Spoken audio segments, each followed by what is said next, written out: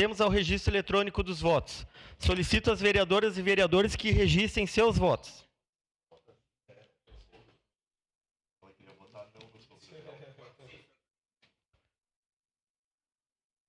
Vereador Pedro Rodrigues vota sim.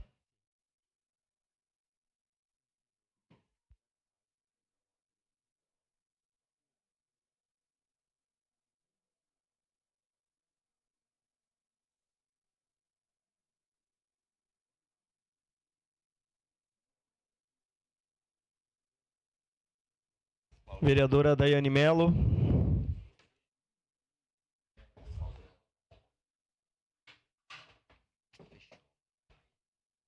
Encerrado o registro dos votos, encerrada a votação. Projeto de decreto legislativo número 16/2026 foi aprovado por unanimidade das vereadoras e vereadores.